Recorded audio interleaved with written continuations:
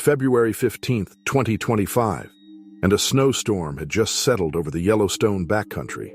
Thick sheets of snow had been driven sideways by howling winds, reducing visibility to almost nothing. Every step through the knee-deep drifts was a struggle, the cold biting through layers of insulated gear as Mark Hudson adjusted the strap of his rifle, his breath coming in harsh, visible clouds.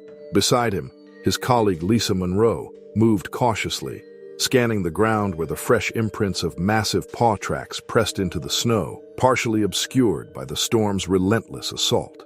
They had been tracking a grizzly since morning, alerted by reports of unusual movement in the area. Deep in winter, when most bears should still be locked in their dens, waiting for spring to release its grip on the land. Yet something had disturbed this one, drawing it from its shelter into the punishing cold. It wasn't unheard of, but it was rare and meant trouble. A starving bear, restless from hibernation, was a dangerous force, unpredictable and desperate. Mark had been a ranger for over 2 decades, hardened by years of experience in the wild. He had seen what these animals could do, and had recovered the remains of hikers who made fatal mistakes. Lisa, younger but just as dedicated, had a sharp eye and a deep respect for the dangers of the backcountry. She had worked under Mark's guidance for 3 years, proving herself as tough and capable as any regional ranger. Together they had patrolled some of Yellowstone's most rugged and unforgiving terrain, but today the storm had made everything more difficult. The rangers moved carefully, their boots crunching over ice-crusted snow, following the path of the massive tracks. The world around them was shifting, restless, as if warning them of what lay ahead. And then suddenly, the trail stopped. The tracks led to a mound of snow tucked against the base of a rocky outcrop, an unnatural rise in the landscape where the wind had failed to strip the surface clean. Mark's stomach clenched as he realized what they had walked into. A den. They were too close. The realization hit the same instant the bear erupted from the mound in an explosion of snow, a monstrous shape bursting upward in a shower of ice, claws extended, jaws gaping wide in a roar that drowned out the storm. Mark barely had time to reach for his rifle before the grizzly was upon them, moving with terrifying speed despite its massive size. The sheer force of its charge knocked Lisa off her feet, sending her sprawling into the snow as the beast lunged toward Mark, swiping with a forepaw the size of a dinner plate. The impact was like being hit by a sledgehammer. Mark felt his ribs crack as he was thrown backward, the air driven from his lungs as he crashed onto the frozen ground. He forced himself to move, rolling onto his side and reaching for the rifle strapped across his back. His fingers wrapped around the grip and he wrenched it free, bringing it up as the bear turned toward Lisa, who was scrambling to her feet, her expression a mixture of shock and raw terror. He squeezed the trigger. Nothing happened. The cold had jammed the firing mechanism. The bear charged Lisa. Its massive jaws clamped onto her shoulder as it lifted her off the ground. A scream of pure agony ripped through the air as the beast shook her violently. Blood splattered onto the pristine snow, staining it in gruesomely. Mark fought to clear his head as he reached for the sidearm at his waist. His fingers fumbled with the holster, slick with snow and sweat, as the bear dropped Lisa to the ground with a heavy thud. She barely moved, her body crumpled at an unnatural angle. Adrenaline surged through him, blocking out the pain as he forced himself onto one knee, his vision swimming from the effort. The bear turned, its breath steaming in the freezing air. Its eyes locked onto him now, blood-matted fur glistening in the dim, shifting light. It charged again. Mark fired. The bullet struck the bear's shoulder, but it didn't slow. Mark fired again. This time the shot went wide as his arm trembled, the pain in his ribs making it impossible to steady his aim. The bear was on him before he could fire a third time. The pain was unlike Mark had ever experienced before. He struggled weakly, but it was useless. The bear's jaws closed over his arm, crushing bone as easily as snapping a twig. A strangled cry tore from his throat as darkness swam at the edges of his vision. He was dying. Through the haze of pain, he was dimly aware of movement, Lisa's broken form shifting slightly in the snow, her breath weak and shallow. The bear released him suddenly, its blood-stained muzzle lifting as it sniffed the air, as if deciding whether to continue the attack or retreat. A gust of wind swept through the clearing, carrying the scent of something distant, something more enticing than the broken bodies left behind. With one last huff, the beast turned, lumbering away into the trees, vanishing into the storm as quickly as it had appeared. Mark lay motionless, his body numb, his vision darkening. his ears filled with the sound of the wind and the slowing beat of his own heart. He didn't know how much time had passed before the world around him faded completely, until nothing was left but the endless cold. By the time the rescue team arrived, there was nothing to save. The snow had already begun to cover the carnage, the storm erasing the struggle as if it had never happened. Lisa's lifeless body lay only a few feet from Mark's, her blood frozen into the ice beneath her. The bear was long gone. The deaths of the two were a shock, with many of their colleagues calling for increased safety measures and better equipment for those who patrolled the backcountry in extreme conditions. Mark and Lisa knew the risks. They had spent their lives protecting the land. Understanding survival was never guaranteed in the wild, but knowing the dangers had not saved them. Talkeetna had always embraced its isolation on the edge of the Alaskan wilderness. With fewer than 1,000 residents, life followed the seasons, the mountains looming in the distance, the wild pressing against its borders. For most of the year, people coexisted with nature. But on April 15th, 2022, something shattered the quiet routine. Spring was late. Snow lingered, the air stayed sharp, and the bears, sluggish from hibernation, stirred in search of food. One grizzly, driven by hunger, wandered into town. Bears occasionally strayed near, but this one was different. It had no fear of humans. The bear was first seen on the outskirts, lumbering through the snow. By afternoon, it had reached the main street, drawn by the scent of fresh coffee from the local cafe. Inside, 4 patrons sat at small tables, savoring warmth and quiet. Then the door crashed open. A hulking shape filled the doorway, fur matted with snow, breath heavy. The bear had expected food, not people. Panic set in. Chaos erupted. The bear lunged forward, claws raking against the floor. Chairs scraped as patrons bolted.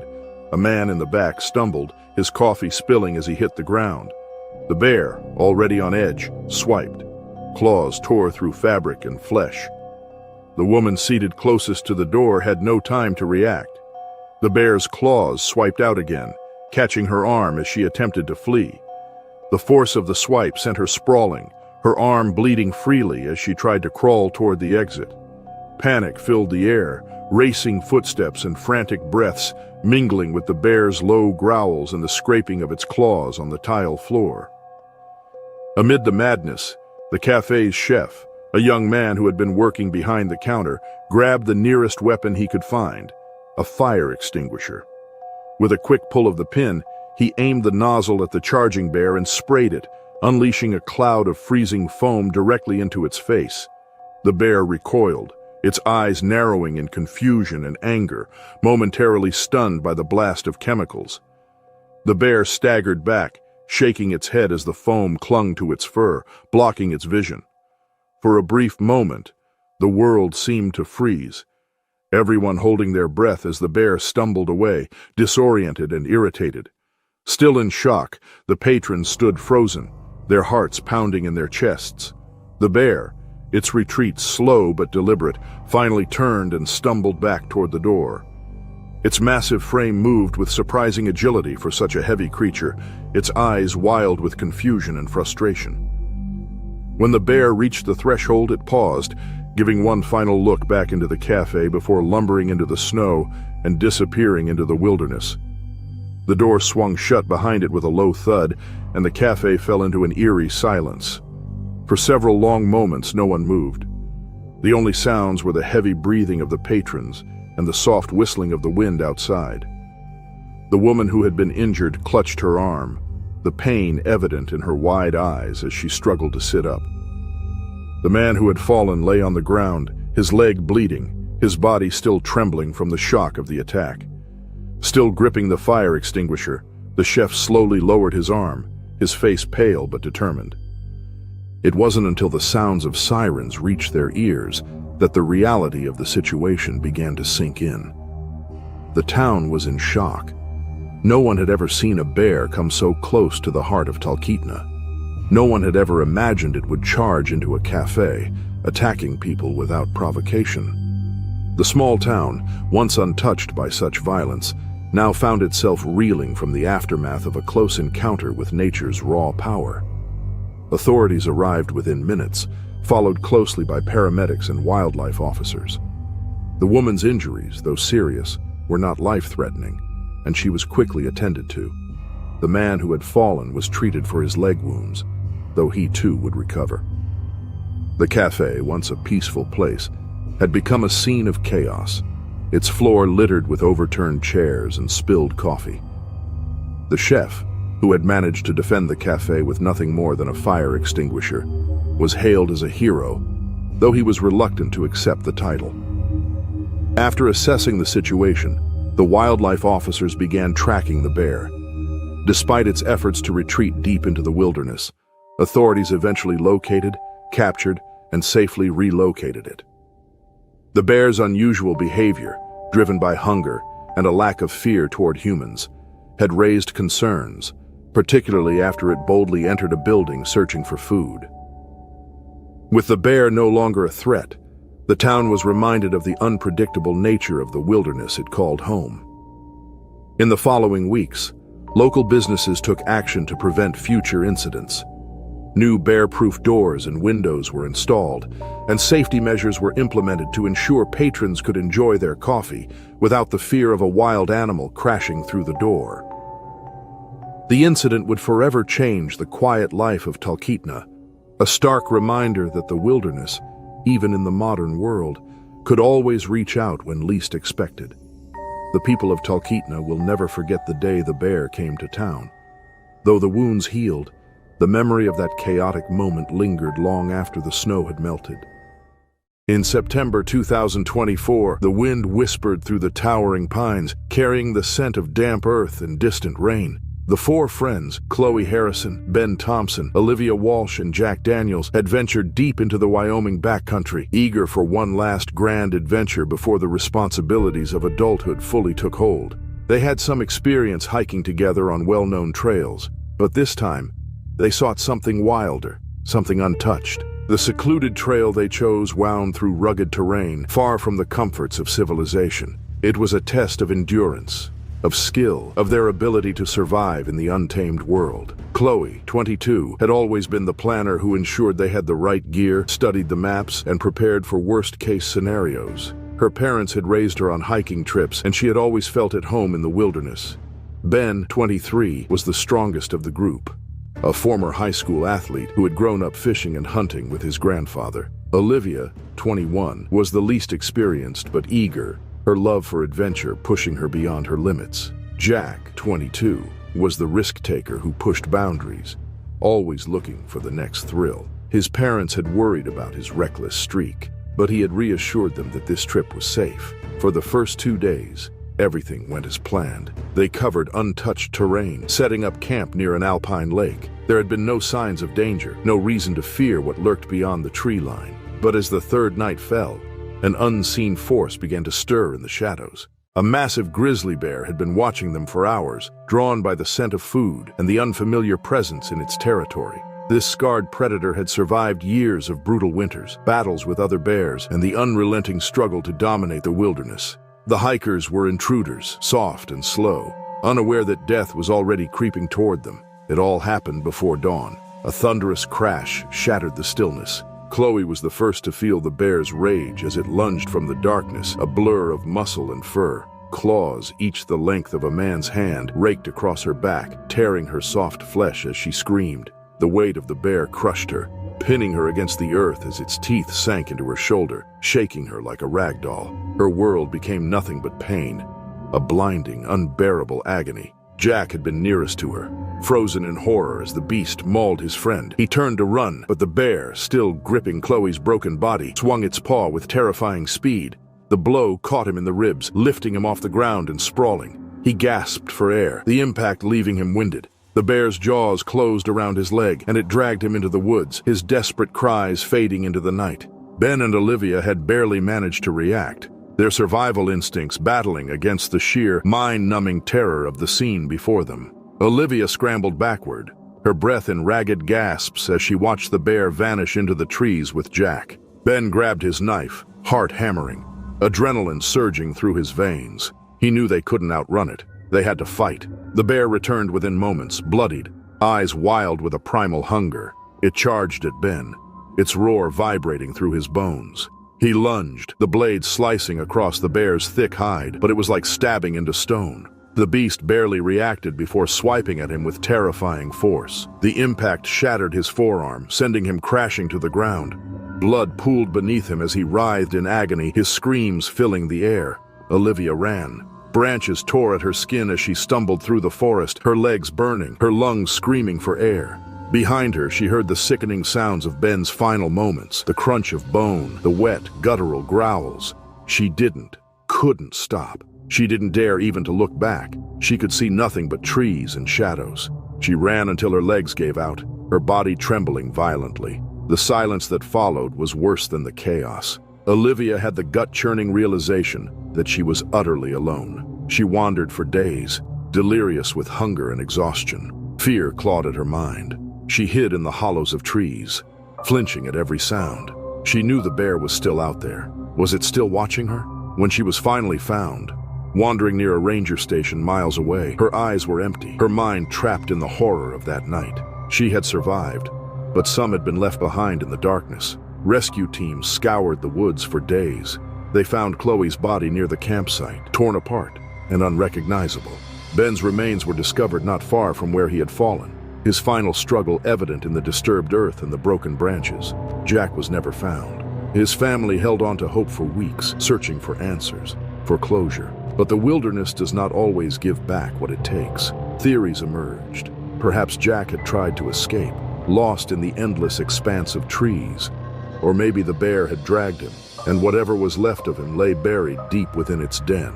The attack sent shockwaves through the outdoor community. Experts weighed in, dissecting every decision and every possible mistake. Several experts believed that the bear had dragged Jack's body to its den, consuming him over several days. The families of the victims were left with grief and with the knowledge that nature, for all its beauty, is also merciless. As for the forest, it remained unchanged, indifferent, as if nothing had ever happened.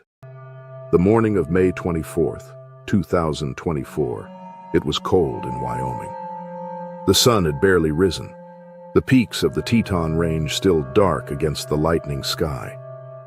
Snow from the previous winter clung to the edges of the forest, melting slowly in the early spring warmth.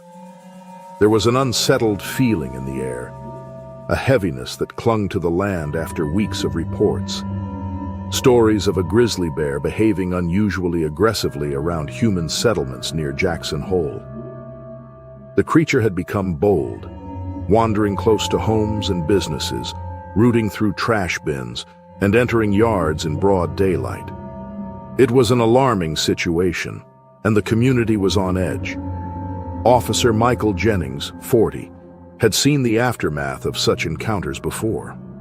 A seasoned law enforcement officer, he'd spent years working with wildlife management teams, responding to calls that required a delicate balance of authority and respect for nature.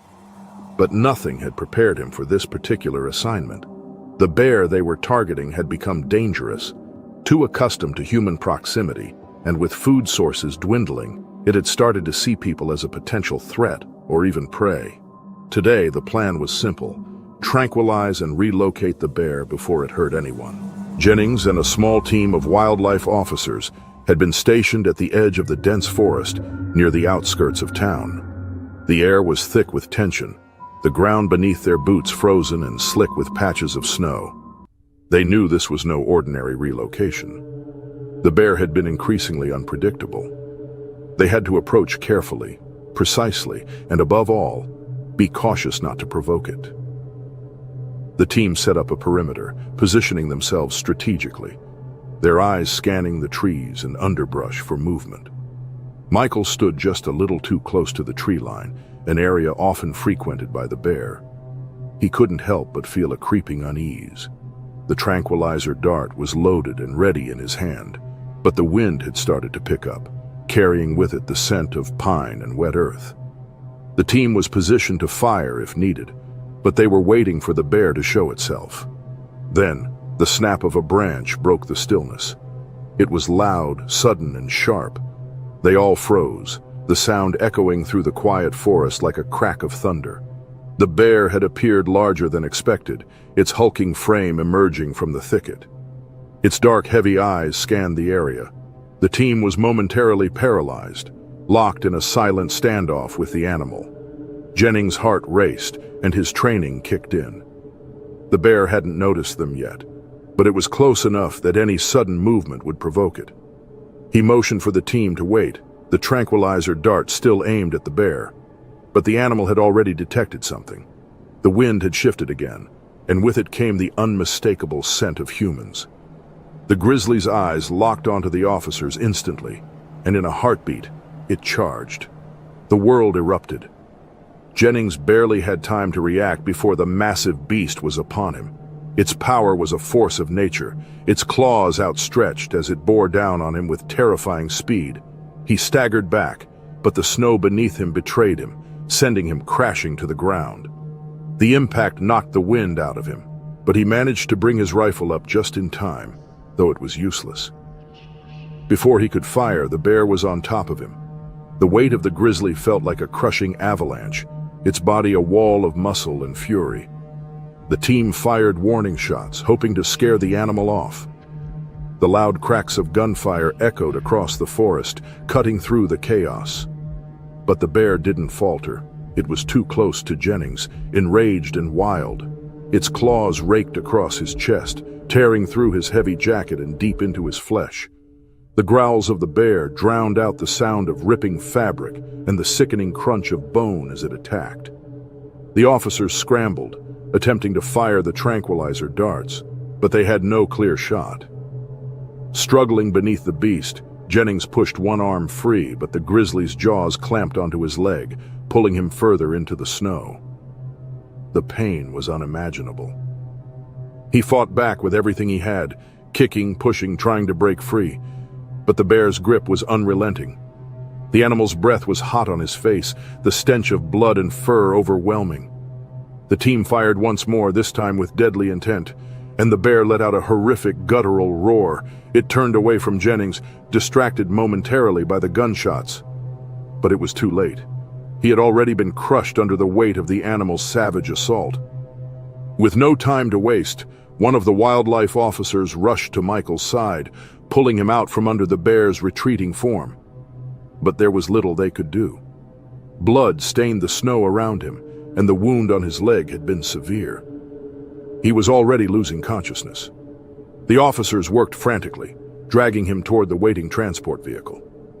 They called for a helicopter to airlift him to the hospital, and the panic cleared in their eyes. The journey to the hospital was a blur, emergency lights flashing in the snowstorm, sirens wailing through the cold air, the helicopter blades cutting through the sky. But despite all their efforts, Michael Jennings didn't survive. The injuries were too severe, too deep. By the time he reached the hospital, he was already gone. The bear's attack had been swift, brutal, and final. Shaken and exhausted, the wildlife team tracked the bear through the snow for hours. Eventually, authorities located it, and the bear was euthanized. Its unusual behavior and increasing proximity to human settlements left officials with no alternative. Though difficult, the decision was made to ensure public safety as a stark reminder of the fragile balance between wildlife and human habitation in Wyoming's rugged terrain. The loss of Officer Michael Jennings hit the community hard. He had been a well-respected law enforcement team member, and everyone who had worked with him knew his commitment to his work and his love for the land he protected. His death was a painful reminder of the thin line between man and nature, of how the very wilderness that officers were meant to preserve could so easily turn against them when circumstances were misunderstood, or worse, ignored. In the aftermath, the Wyoming Wildlife Management Team reevaluated its approach to handling aggressive wildlife. More protocols were put in place, more caution, and more distance between human settlements and the animals they were tasked with relocating. While the dangers of working in such a wild and untamed environment were well understood, no amount of training could have prepared them for the ferocity with which the bear had acted. Michael Jennings' family, colleagues, and community mourned his loss. The story of his sacrifice and the heroism displayed in the line of duty would echo for years. Though the bear was gone, its memory remained, a grim reminder of the risks of trying to coexist with the wilderness. In October 2024, the dense wilderness of the Kodiak Archipelago stretched endlessly around Jack Robinson and his friends, an untamed land where evergreens swayed gently in the cold wind. Jack adjusted the weight of his rifle against his shoulder, his boots sinking slightly into the damp, uneven ground as he and his three friends, Michael, Ryan, and Daniel, carefully made their way through the thick underbrush. They had come to this remote part of Alaska for the thrill of the hunt, drawn by the challenge of tracking game in one of the most unforgiving landscapes in North America, but no amount of preparation could have prepared them for what lay ahead. Jack had been hunting since childhood, learning the skill from his father, who had learned it from his father. He had a deep respect for nature. Though all four of them were experienced hunters, they knew the dangers of this land, particularly the ever-present risk of crossing paths with a Kodiak bear. This beast was unlike any other, unmatched in size and strength. All of them carried bear spray and aimed to follow every precaution. None of them wanted to come face to face with such a predator. As they moved through the forest, their senses heightened by the silence that had settled over the land, they heard rushing water. Michael, who was leading the group, signaled for them to slow their pace as they approached the stream, their footsteps deliberately measured as they advanced through the thinning trees. The stream came into view, its surface occasionally broken by the movement of fish. But they weren't alone. A massive Kodiak bear was standing in the current, its powerful frame shifting as it tore into a writhing salmon clutched between its enormous jaws. The sight of the predator sent a jolt of adrenaline through Jack's veins. Though the bear had not yet noticed them, they knew how dangerous the situation had become. The wind was in their favor for now, but they were far too close. Their presence a potential threat in the bear's eyes. They needed to back away, to create distance before the animal detected them. But the dense underbrush made retreating as dangerous as remaining where they stood. Moving ahead of Jack, Ryan slowly began to step backward, motioning for the others to follow, his posture tense. They had nearly cleared the immediate area when Jack felt his foot catch against something solid beneath the thick vegetation. Before he could react, he stumbled forward, and the sudden, sharp snap of a dry branch beneath his weight echoed through the quiet air like a gunshot. The bear's head shot up instantly, its dark eyes locking onto them. The animal tensed. For one terrible moment, there was nothing but silence. Then, in an explosion of raw power, the bear charged. The massive animal surged forward, each stride closing the distance between them with terrifying speed. Jack barely had time to turn before instinct took over, his body moving before his mind could process the danger. His boots pounded against the earth as he sprinted through the dense undergrowth, but the uneven terrain worked against him. His foot slipped on the damp ground, his balance faltered, and he fell hard before he could right himself. He tried to scramble to his feet, but before he could rise, a deafening roar filled the air. Then a massive paw, claws extended, struck him with staggering force. The bear's claws ripped through his shoulder. The impact sent him rolling across the forest floor, his body colliding with the ground, and his vision swimming as he fought to breathe through the pain. The sheer size of the creature made him feel impossibly small. Jack heard the frantic shouts of his friends, their voices cutting through the chaos. Then, the unmistakable crack of a gunshot rang out. Another shot rang out, then another, causing the bear to twitch with irritation rather than fear. Jack remained frozen, his breath shallow, his body trembling beneath the weight. The fourth gunshot finally broke the standoff. The bear stepped back, its massive frame shifting as it turned away from Jack. It lumbered back toward the stream, disappearing into the trees.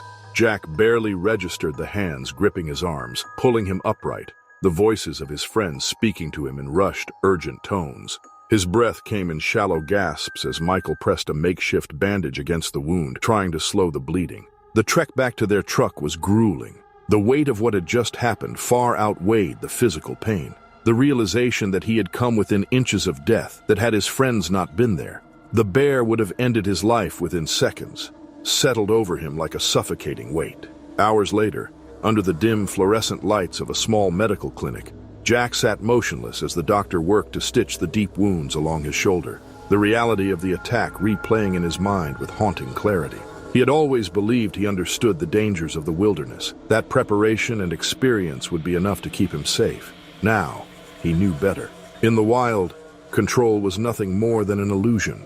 The Kodiak bear had spared him that day, but luck, not skill, had saved his life. The Kenai Peninsula in Alaska had always been a haven for those who sought solitude, where the wilderness stretched for miles without interruption and nature held sway.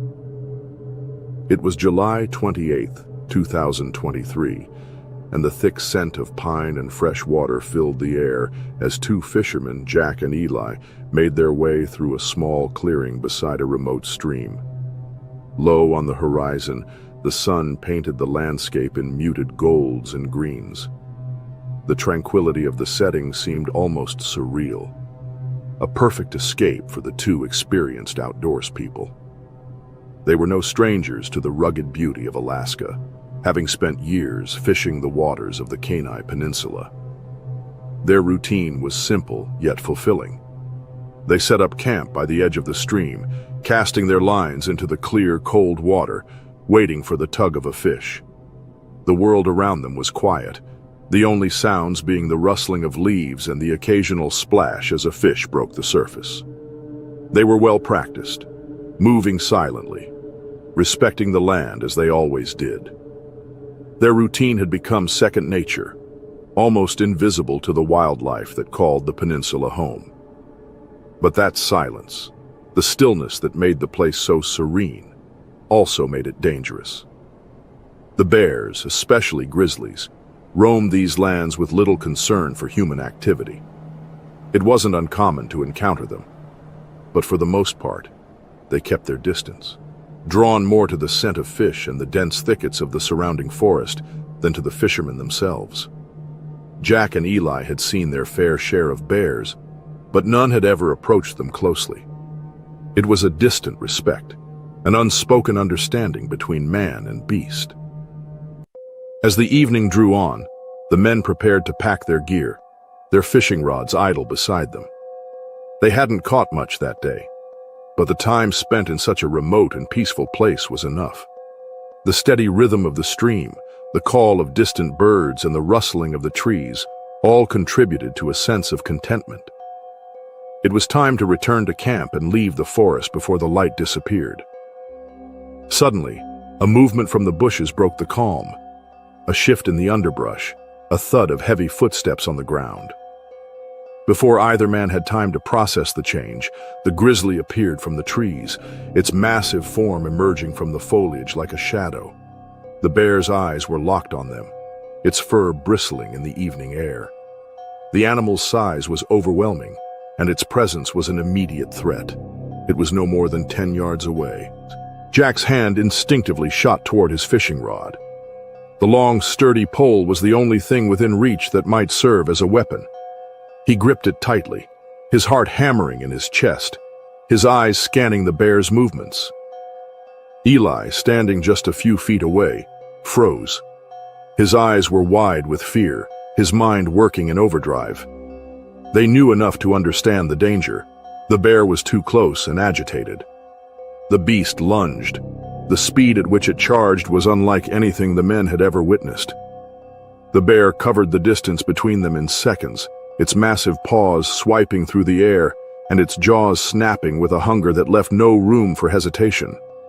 Still gripping the rod, Jack swung it in a desperate attempt to defend himself. The weight of the bear's body collided with him, knocking him off his feet and into the stream. The cold water engulfed him, his legs buckling beneath him as the force of the impact left him disoriented. He struggled to regain his balance, water splashing violently around him, but the bear was already on Eli. Eli's scream was a guttural, raw sound, lost in the moment's fury. The bear's claws slashed through the air, raking across his chest, tearing through his jacket and skin, with an efficiency born of years of survival in this harsh land. Eli staggered backward, trying to shield his face with his arms, but the bear pressed on, its massive weight forcing him to the ground. The pain was excruciating, a hot burning sensation spreading across his chest as the blood flowed freely.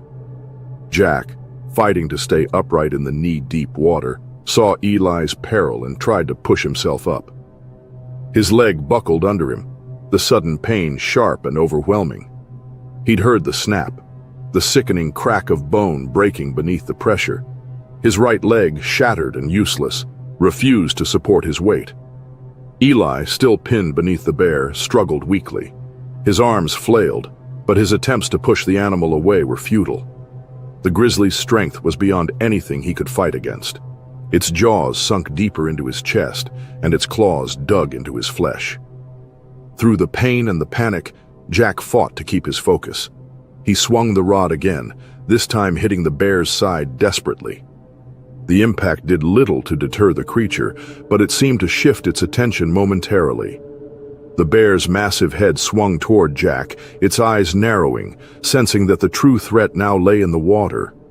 Jack's heart pounded in his ears as he struggled to crawl forward, his broken leg dragging uselessly behind him. The grizzly, still wary, paused, giving Jack a fraction of a second. It was all the opening he needed. With every ounce of strength left in his body, Jack reached for a nearby rock, hefting it with both hands and hurling it toward the bear. The stone struck the bear's face, the impact's noise cutting through the moment's chaos. The bear growled, its attention now fully diverted. With a final swipe at Eli's chest, it turned and began to retreat, disappearing into the tree. Its massive form faded into the forest's shadows. Jack lay in the freezing water, his body trembling from shock, his leg mangled and useless. Eli, pale and bloodied, gasped for air, his chest rising in shallow, pained breaths. Due to their remote location, help was slow to arrive. With no immediate assistance, Jack was forced to drag Eli to the bank, desperate for rescue. Hours passed before a helicopter finally arrived, airlifting them to safety. Eli suffered deep lacerations that required weeks of recovery. Jack's compound fracture needed immediate surgery. The attack left them both scarred, physically and mentally. Days later, authorities tracked and euthanized the bear. It had been defending its territory. The attack was a brutal reminder that nature is unpredictable and unforgiving. In January 2025, 5 hikers, Vladimir Sokolov, Irina Petrova, Alexei Morozov, Maria Volkova, and Pavel Novikov, set out on an expedition through the vast forests of Siberia.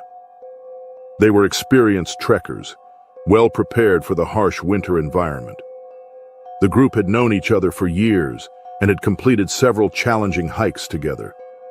They planned to spend 10 days exploring the remote wilderness, away from the city's noise. The hikers carried everything they needed for survival: warm clothing, food supplies, and tracking equipment. They were aware of the dangers in the region, including unpredictable weather and wild animals. However, they did not expect to encounter one of the most dangerous predators in Russia, a massive Russian grizzly bear. The animal had likely been stalking them for some time, waiting for the perfect moment to strike. The attack happened suddenly. The group had camped near a frozen river surrounded by tall pine trees. As they prepared to rest, a deep growl broke the silence of the night. The bear emerged from the darkness, its massive form blending into the snowy landscape. Before anyone could react, it lunged at them with incredible speed. Irina and Pavel were the first to fall. The bear attacked them instantly, its powerful jaws crushing their bones as it dragged them into the dense trees. Their screams echoed through the forest, but the rest of the group could do nothing to save them. The remaining hikers scrambled for their weapons, but panic made acting difficult. In a desperate attempt to defend himself, Alexei grabbed a hunting knife and slashed at the beast. The bear roared in pain, but retaliated with overwhelming force, mauling him before he managed to escape into the darkness. His injuries were severe, and though he tried to keep moving, he eventually collapsed in the snow and succumbed to his wounds. Maria and Vladimir were the only ones left near the camp. They ran in opposite directions, hoping to confuse the predator. But the grizzly was relentless. It caught up with Maria first, tearing into her with its sharp claws before dragging her lifeless body across the snow. Out of breath and exhausted, Vladimir tried to climb a tree, but the bear easily reached him. His desperate struggle ended quickly as the predator struck him down, leaving his body torn apart near the camp. By the time the attack ended, the once peaceful campsite was unrecognizable. Blood stained the snow, and the silence that followed was haunting. Satisfied with its kills, the Russian grizzly returned its prey to its den. There, it consumed parts of the victims and stored the remains for later. Days passed before anyone realized the hikers were missing.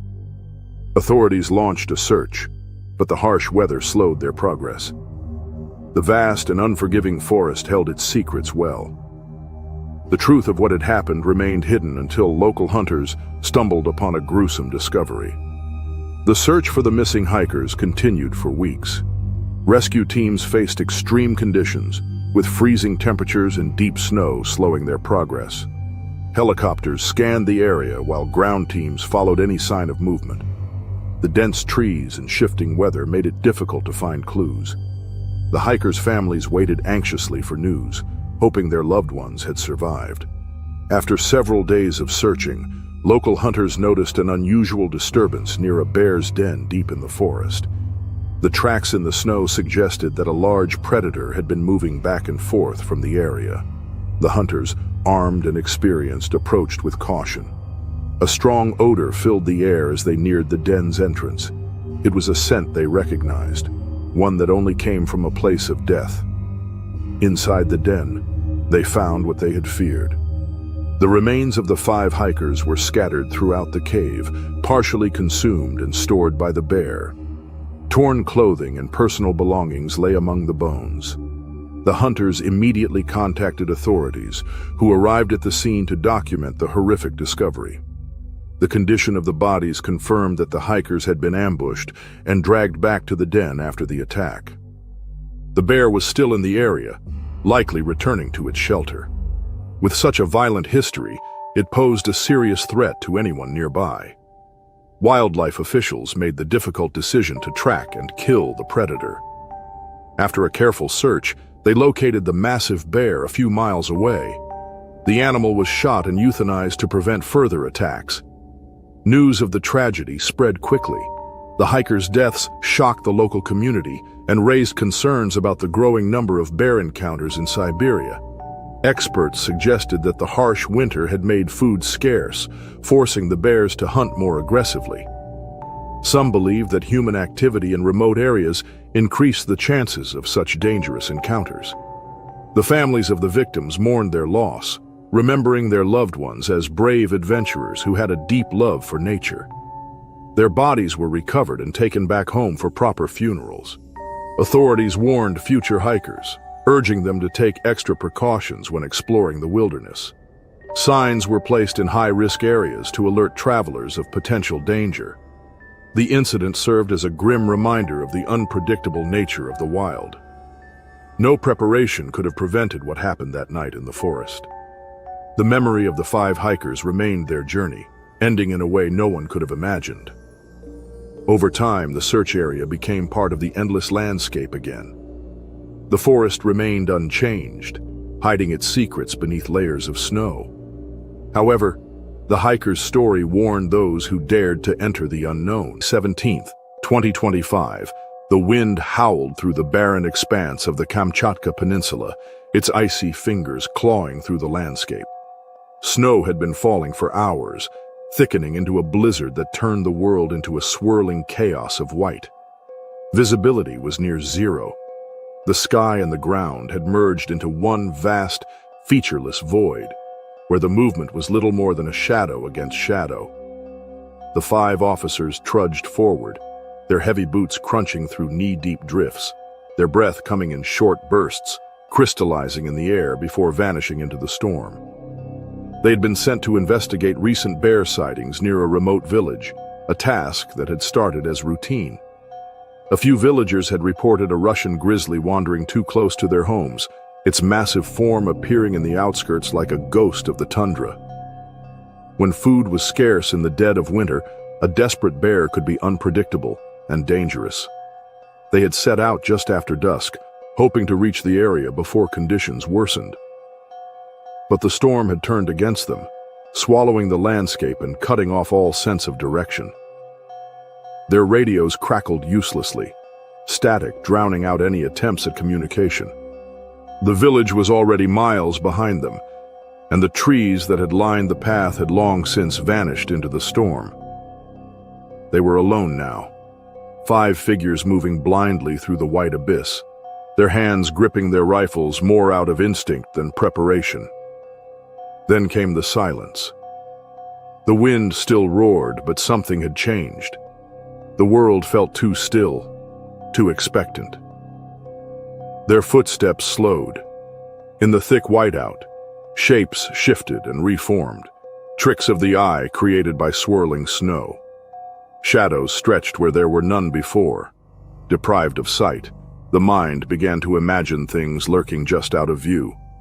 But this was no trick. A shape emerged, vast and hulking, barely distinguishable from the storm. It moved fast.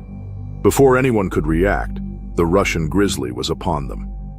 The first officer didn't even have time to raise his weapon before the bear barreled into him with the force of a freight train. The impact sent him sprawling backward, his body vanishing into the snow as the beast's massive paws came down, the weight crushing his ribs like twigs. A strangled gasp was lost in the wind as claws raked through his uniform, cutting deep, red blooming against white. The bear wasted no time. Its jaws clamped onto his skull, a sickening crunch tearing through the air before his body went limp. The second officer managed to get his rifle halfway to his shoulder before the beast turned, its eyes wild with primal fury. It lunged, swiping with its massive claws, catching him across the chest. The force sent him tumbling, blood trailing through the air as he landed in the snow. His breath came in ragged gasps, pain exploding through him. He tried to crawl backward, fingers digging into the ice, but the bear was already on him. Teeth found his throat. His struggles ceased. The third and fourth officers ran, instincts taking over, but the storm was against them. The snow was deep, dragging at their legs, slowing them. The bear followed, its bulk moving through the drifts with terrifying ease. It caught one of them within seconds, its jaws clamping onto his back, yanking him off his feet. He screamed, arms flailing, fingers clawing at nothing as the beast dragged him into the storm. His cries faded, swallowed by the wind. His body was never seen again. The fourth officer kept running. He had almost made it out of the bear's reach when the ground gave way beneath him. A hidden slope, buried under the snow, sent him tumbling downward. He hit the ground hard, dazed, his rifle lost somewhere in the white abyss. He scrambled to his feet, breath ragged, only to hear the heavy footfalls behind him. The bear descended on him. There was no fight. There is no time for struggle. A single swipe shattered his skull, his body collapsing, still twitching as the snow quickly covered him. The last officer stood frozen, rifle clenched so tightly his knuckles had gone white. His mind refused to process what had just happened. 4 men were gone in seconds, their bodies vanishing into the storm. The bear turned to him now, steam rising from its bloodied fur, its breath thick and heavy in the frozen air. He raised his rifle, but it was too late. The bear charged.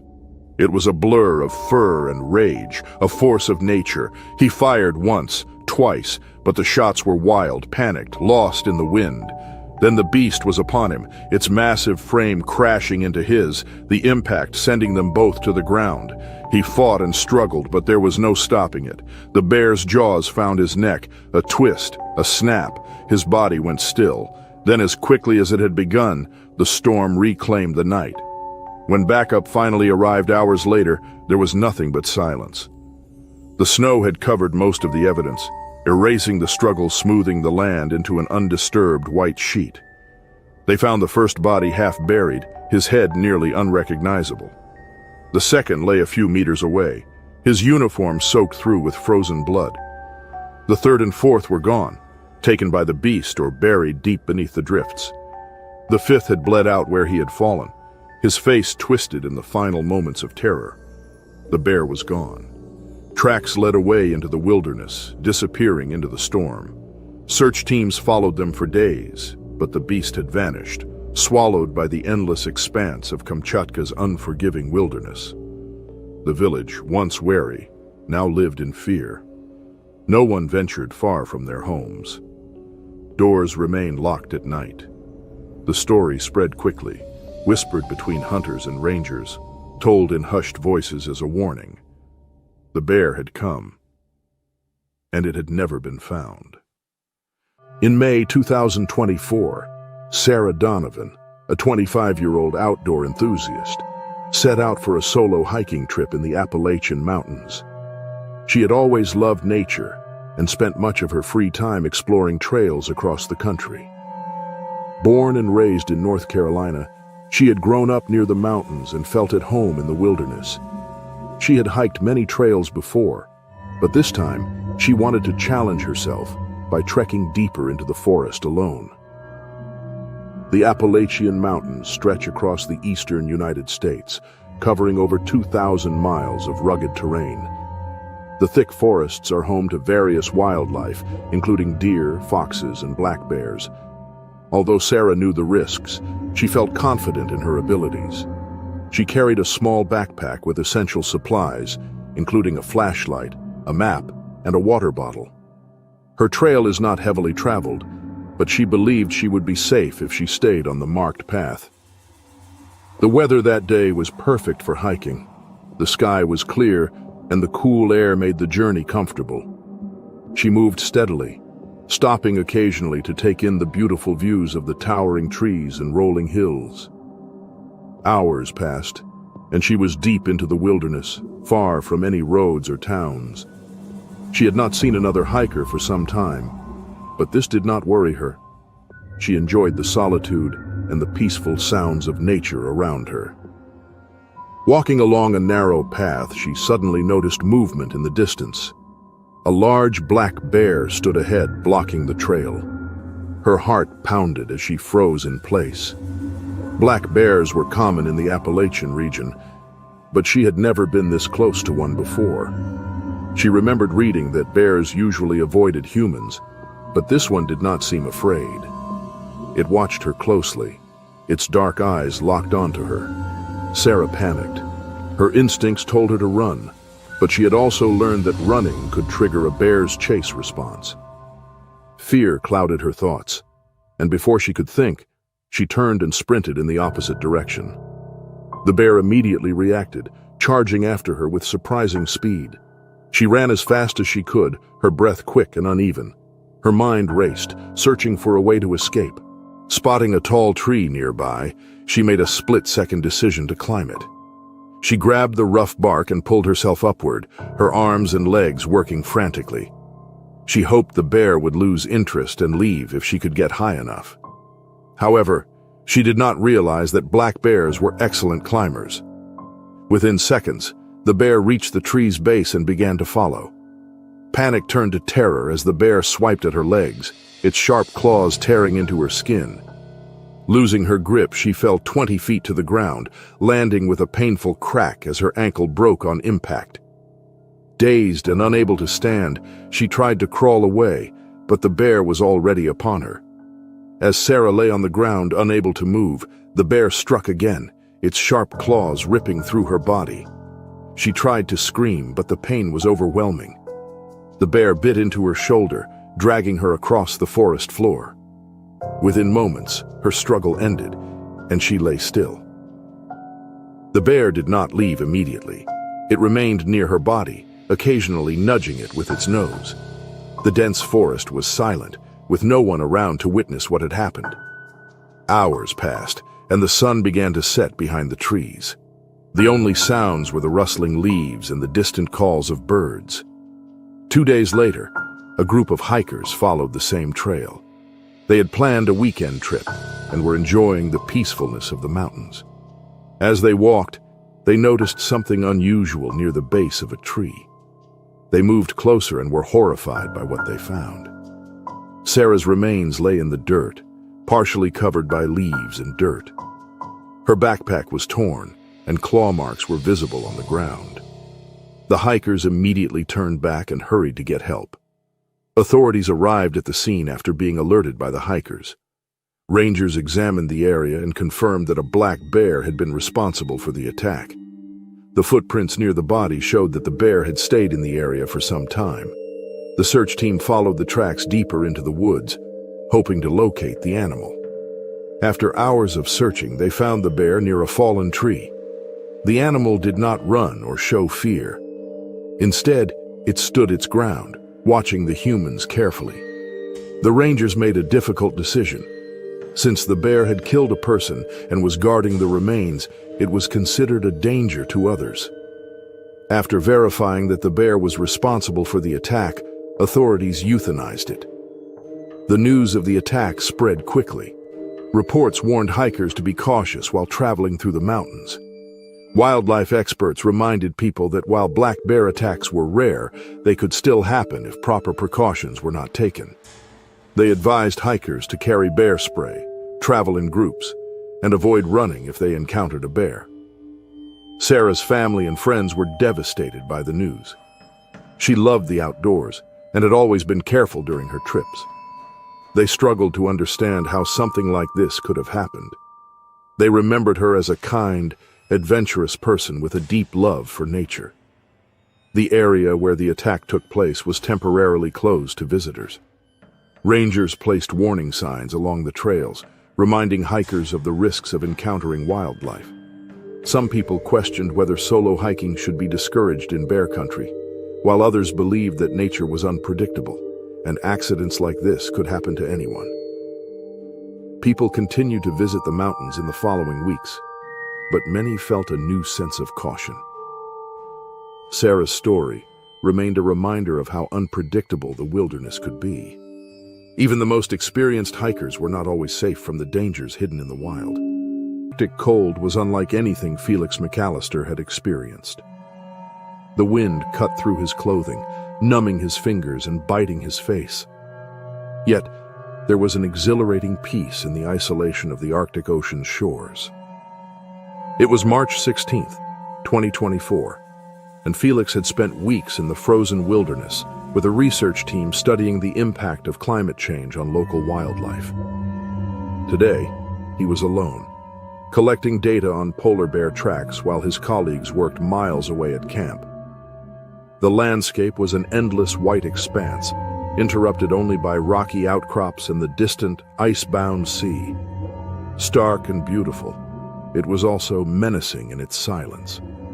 Felix had trained for Arctic dangers, wildlife encounters, sudden storms, but nothing prepared him for the deep vulnerability of walking alone in this frozen vastness. Polar bears, apex predators of this land, were especially aggressive in winter when food was scarce. Though attacks were rare near the research camp, the bears had been moving closer to shore, following the thinning ice. That was why Felix was here. As he scanned the snow for tracks, he failed to notice the subtle shift in the air. The silence thickened, and the wind carried an unfamiliar scent. He hesitated, sensing something was wrong, but the landscape appeared unchanged, silent and endless. Then, the world erupted. A massive polar bear emerged from behind a jagged snowbank, its white fur blending perfectly with the surroundings. It had spotted Felix long before he sensed it. Moving with terrifying speed, its eyes locked onto him, body low to the ground. Felix barely had time to react before the bear was upon him. Everything became a blur of raw terror and instinct in the few seconds that followed. Felix's first reaction was to run, but the snow, packed from the day's earlier winds, made his movement sluggish. He slipped, trying to regain his balance, but the bear was already upon him, its massive paws crashing down as it tackled him to the frozen ground. Felix's breath was knocked out as the bear's weight pinned him to the icy earth. He could feel the sharp, cold bite of the bear's claws raking through his clothes, tearing at his jacket and skin as the animal attempted to drag him further away from the relative safety of the shore. Felix struggled, adrenaline surging through his body, his heart hammering in his chest. He kicked and tried to use his elbows to push himself free, but the bear's strength was overwhelming. Each swipe of its claws left deep, searing pain, and each attempt to escape was met with brutal force. The bear's massive jaws opened wide, snapping inches from Felix's face. He could feel the heat of its breath against his skin. The animal's eyes locked on him with a predatory intensity. His body screamed for him to run, but he was trapped. His arms were pinned beneath the bear's weight, and he could barely move. Felix tried to twist his body to fight back, but the bear was relentless. It moved with the kind of single-minded focus only a predator could possess. Felix's world narrowed to the sound of his frantic heartbeat, the screech of his breath in the frigid air, and the terrifying growl of the bear as it prepared for its next attack. Felix's thoughts raced. He had been trained to handle bear encounters, but nothing had prepared him for this. He had expected the bears to retreat if threatened. He had learned the warning signs, the body language, but this one wasn't retreating. It wasn't merely defending itself. It was hunting, and he was the prey. Then, as if the bear had decided it had wasted enough time, it dragged him toward the water's edge. Felix's vision blurred from pain and the cold, but he could feel the terrifying force of the bear's grip pulling him toward the frozen sea. His body was in shock, his limbs growing heavy, each movement feeling slower than the last as the cold gnawed at him from all sides. He tried to scream and kick, but the bear only tightened its grip. Felix was pulled across the snow, closer and closer to the icy water. He was dimly aware of the cold ocean lapping at the shore, the waves lapping quietly, but it was drowned out by the storm's roar and the thrashing chaos of his struggle. Just as Felix's mind began to slip into the cold, numb fog of unconsciousness, he heard the distant sound of voices. His colleagues, his team, had arrived. They were too late. The bear held Felix under the water, its immense weight pressing him into the freezing depths. Felix fought to breathe and claw his way back to the surface, but the pressure was overwhelming. His body went limp, and the world went dark. His last moments were a mix of disorienting sensations, clawing at the ice, the taste of salt water, and the unbearable weight of the bear's grip. The team arrived moments after Felix's life had slipped away, the bear vanishing into the snowstorm before they could intervene. They found him floating lifeless in the frigid waters, his body frozen and unrecognizable, the marks of the bear's brutal attack etched deeply across his limbs. It was too late for rescue, too late to escape. The team stood helpless in horror as the weight of the loss settled over them. It was a tragedy no one had expected, a cruel reminder of how unpredictable nature can be. They had known the dangers of working in the Arctic and the risks of encountering wildlife, but nothing had prepared them for the devastating reality of this loss. The bear was tracked down days later, its enormous footprint marking the landscape like a grim signature. Wildlife officials were quick to euthanize it, deeming it too dangerous to allow to live in such proximity to human habitation. But the damage had been done. Felix McAllister's death marked a turning point in Arctic research protocols. Safety measures were reevaluated, and researchers were instructed to take extreme precautions in bear territory. But the loss remained, a gaping void in the hearts of those who had worked beside him, a man dedicated to the environment, whose life was taken too soon by the very wilderness he had sought to understand. In January 2025, the Montana winter was harsh, covering the landscape in thick layers of snow. Officers Daniel Carter and Rebecca Owens worked together for years as part of the Montana State Police. Both were experienced officers known for their dedication and bravery. Carter, 42, had spent over a decade in law enforcement, responding to wildlife-related incidents near a national park in southern Montana. Owens, 35, was a skilled officer who recently transferred to the Rural Division, eager to work closer to nature. That morning, a call came in from a resident living near the edge of the national park. A large grizzly bear had been spotted rummaging through garbage and getting too close to homes. Locals were concerned that the bear was becoming too comfortable around people, making it a danger. The two officers were dispatched to investigate and ensure public safety. They arrived at the location in their patrol car, the cold air visible in their breaths as they stepped outside. The cabin stood alone in the wilderness, surrounded by towering pine trees. Tracks in the snow confirmed the bear's presence nearby. With their weapons ready, they moved cautiously, scanning the thick forest. The silence around them was unsettling, broken only by the crunch of snow under their boots. Without warning, the bear burst from behind a dense thicket of brush, moving with terrifying speed. Before Carter could react, the massive animal slammed into him, knocking him to the ground. Claws tore through his uniform, and powerful jaws clamped onto his body. In seconds, he was motionless, his lifeless form partially buried in the snow. Owens, standing just a few feet away, pulled out her firearm and fired twice. The bullets struck the bear, but they barely slowed it down. The animal turned its attention to her, its fur bristling with rage. She tried to step back, but the deep snow slowed her movements.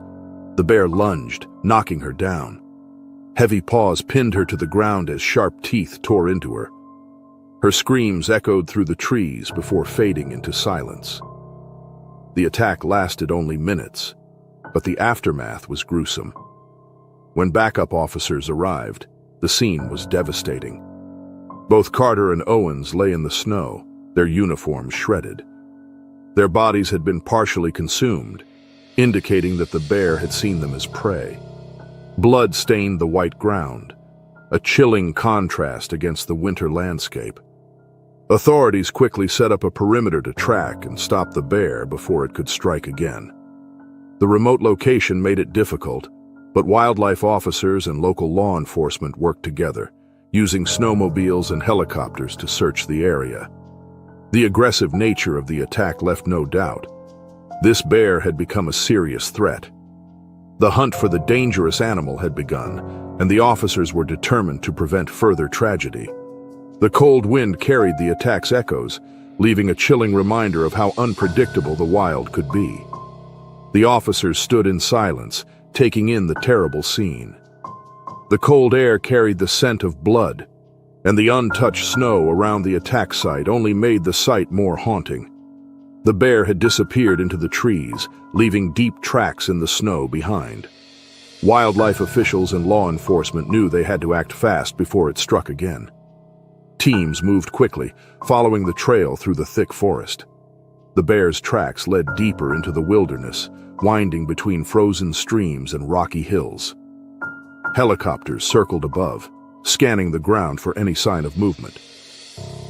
As the hours passed, tension grew. The bear had vanished, leaving no fresh clues behind. The sun began to set, casting long shadows over the snowy ground. The next morning, a fresh report came in from another remote cabin several miles away. A local hunter had spotted the bear near his property, dragging what appeared to be remains. Officers and wildlife specialists rushed to the location, prepared for anything. The tracks led them to a dense area where the bear had made its temporary den. The animal, still covered in traces of its previous attack, stood near the entrance, its massive form blending into the snowy background. As the team approached, it let out a deep growl, showing no fear. A decision had to be made quickly. The bear had already killed 2 officers, and its behavior showed it was now a threat to anyone nearby. With careful aim, officials fired, striking the bear multiple times. It tried to charge, but its strength faded. After a final struggle, the massive animal collapsed. The hunt was over. The team moved forward cautiously, confirming that the threat had been eliminated. Authorities examined the area, discovering remains that confirmed what they had feared. The bear had dragged parts of Carter and Owens into its den, storing them as food for later. The discovery sent a wave of sadness through the team. These officers had dedicated their lives to protecting others, and their final moments had been marked by one of the most brutal encounters possible. Back in town, the news spread quickly. The loss of 2 officers shook the community. Their families, friends, and fellow officers mourned their deaths. A public memorial was held, honoring their bravery and sacrifice. People gathered, placing flowers and candles at the police station, remembering those who had given their lives in the line of duty. Officials released statements warning residents about the dangers of wildlife in the area. They reminded people to take precautions, secure their properties, and report unusual animal activity. The attack served as a harsh reminder of how unpredictable nature could be. Though the bear was no longer a threat, the scars it left behind would not fade easily. The frozen land of Montana had witnessed another tragedy that would not be forgotten. The officers' names would remain in the memories of those who knew them, their bravery never fading from the hearts of the people they had sworn to protect. Alaska's Brooks Range was a place of raw, untamed wilderness. On February 9, 2025, the silence of this vast Alaskan landscape was shattered by the screams of 6 hikers whose journey would end in unimaginable horror. David Matthews had spent years guiding groups through the unforgiving wilderness. At 38, he was experienced, disciplined, and methodical in his approach. This time, he led 4 hikers, each eager to document the raw beauty of nature, and an unknown outsider whose actions would seal their fate. Sarah and Tom Peters bonded through a shared passion for exploration.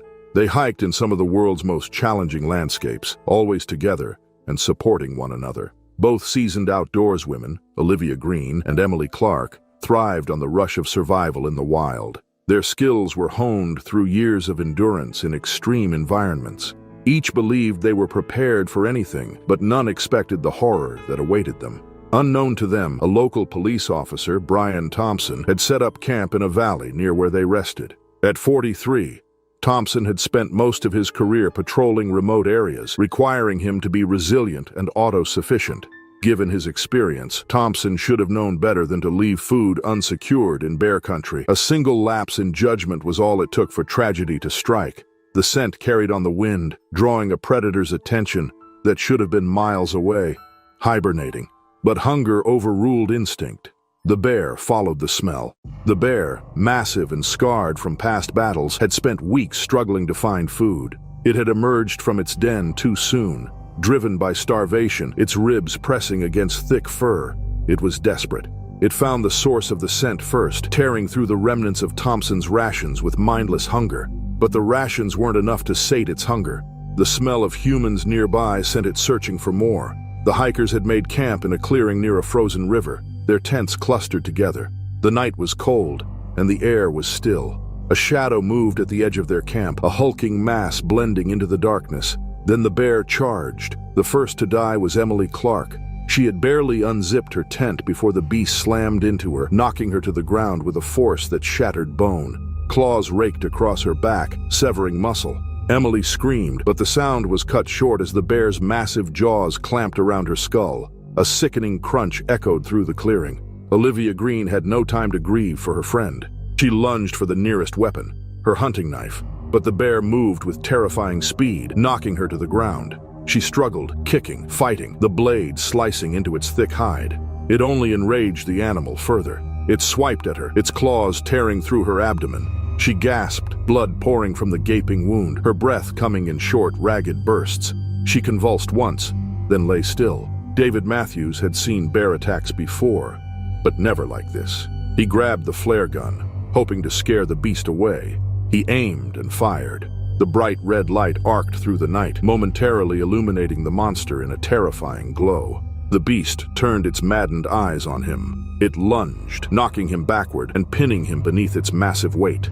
Its claws ripped into his throat, silencing him forever. Sarah and Tom Peters had been huddled together, their minds struggling to comprehend the carnage unfolding before them. Survival instincts kicked in. Tom grabbed Sarah's hand, pulling her toward the river, but the bear was faster. It slammed into him, sending him sprawling. He tried to rise, but the bear clamped its jaws around his leg, shaking him like a rag doll. Sarah screamed, tears freezing on her cheeks as she watched the man she loved torn apart before her eyes. The bear turned to her next, blood dripping from its muzzle, steaming in the frigid air. She ran, but the deep snow slowed her, dragging at her legs. She barely made it 10 feet before it barreled into her, slamming her face first into the ice. Claws tore into her spine, the pain unbearable. Her world fading into darkness. Brian Thompson had heard the screams from his camp. He had grabbed his rifle, running toward the sound, but the scene before him was beyond comprehension when he arrived. The bear stood amidst the bodies, blood staining the snow, its breath coming in heavy, ragged bursts. It turned toward him, its eyes wild, calculating. He raised the rifle, his hands shaking, but before he could fire, the beast charged. He managed one shot before it was on him. The bullet struck its shoulder, but it wasn't enough. The bear crashed into him, knocking him to the ground. Claws raked across his face, stripping away flesh. He barely had time to gasp before its teeth closed around his neck, cutting off his final breath. The carnage was complete. 6 lives were lost in minutes. The bear, its hunger momentarily sated, turned and lumbered into the darkness, leaving only silence behind. It wasn't until the next day that authorities arrived, alerted by Thompson's failure to check in. The scene they found was beyond horror. Bodies torn apart, blood staining the snow in frozen rivulets. The bear's tracks led deep into the wilderness. It took days to find it and stood its ground when they did. The hunters did what they had to do. A single shot ended its life, but it brought no closure. The aftermath was a storm of outrage. Questions were raised. How had an experienced officer failed to follow the most basic safety precautions? How could such a tragedy have been prevented? The families of the victims grieved. Their loved ones stolen by a force of nature they had all respected but underestimated. The memory of that fateful day would not fade. The story of those 6 hikers, their final moments in the grip of something primal and unstoppable, would haunt the wilderness forever. The night air in the Alaskan wilderness was thick with the hum of insects and the distant cry of unseen creatures. The sky above was a stretch of ink, dotted with stars that pierced the darkness, casting an otherworldly glow over the land. The landscape was vast, untamed, and quiet. Only the wind dared to stir the tall grasses, swaying like a restless sea beneath the looming mountains of a national park in south-central Alaska. The stream that cut through the valley murmured, the steady flow of water filling the silence with a peaceful rhythmic sound. It was July 25th, 2023. And Adam and Lily Reed had set up camp beside the stream. A perfect spot, they thought. Far enough from civilization to feel the rawness of nature, yet close enough to the water for convenience. They were in their late 30s, seasoned hikers, drawn to the wild beauty of Alaska's backcountry. They had prepared well for their camping trip, making sure to store food properly. But the landscape was unfamiliar, and the presence of grizzlies in the area was something they hadn't fully accounted for. The couple had spent the day hiking through the rugged terrain, their legs sore but their spirits high. Their tent was small but comfortable, nestled between 2 massive boulders that formed a natural barrier. They had eaten a modest dinner, a light meal that left them satisfied but not heavy, and crawled into the tent early, eager to rest before another day of adventure.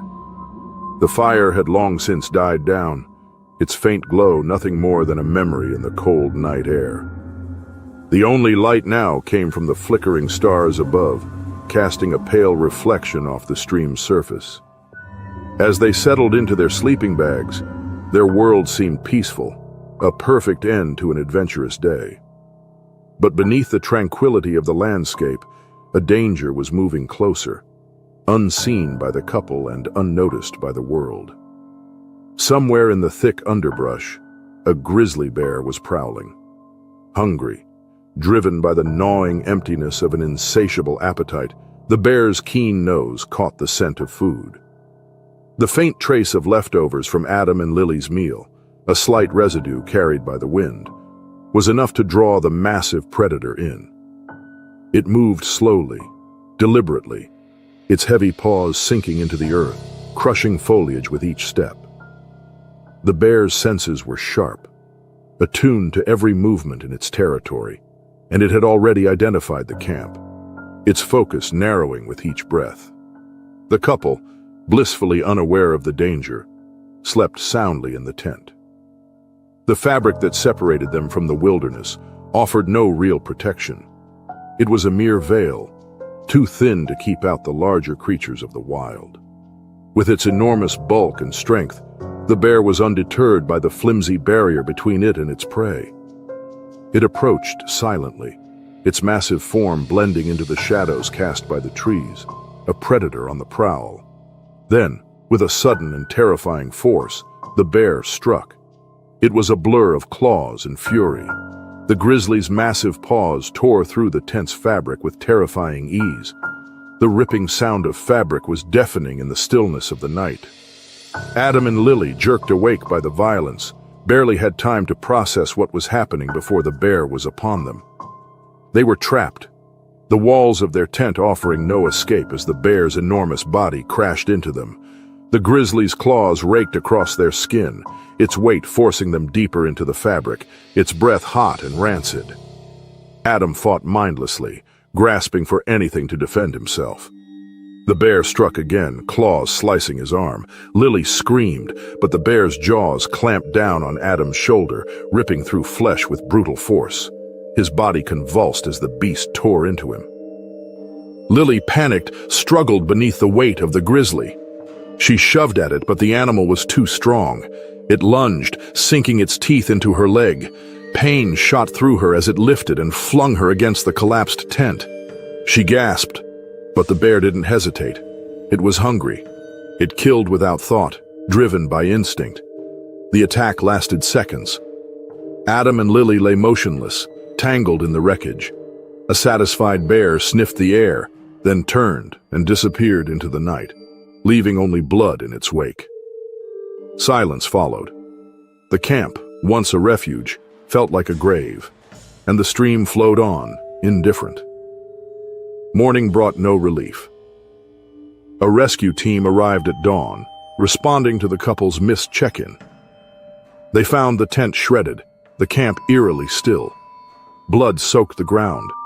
The bodies were mauled beyond recognition. It was a scene of raw, merciless nature. A swift, brutal death at the hands of a predator. The bear's tracks were visible, large and deep in the soft earth. The rescue team could trace them for a while. But as they ventured further into the wilderness, the snow from the night before had already begun to cover the tracks. The bear had vanished as if it had never been there. Wildlife authorities were called in, and the hunt for the grizzly began. After an extensive search, the bear was located and later killed by wildlife authorities. The tragedy sent shockwaves through the community and beyond, a grim reminder that the wilderness, long seen as untamed yet safe, could be unpredictably dangerous.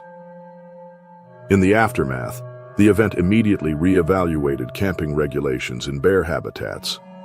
Measures were implemented to ensure campers were better prepared, with stricter guidelines on food storage, tent placement, and safety procedures in bear country. For the village nearby, the tragedy was a wake-up call. The wilderness was not to be taken lightly. A hungry bear could turn a peaceful night of camping into a deadly encounter.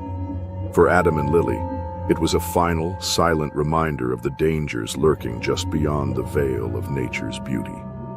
Their names would live on in the records, a testament to the wild power of Alaska's backcountry, a power that could never be tamed, only respected. In September 2024, the cold autumn air had already begun to settle over Fairbanks, Alaska.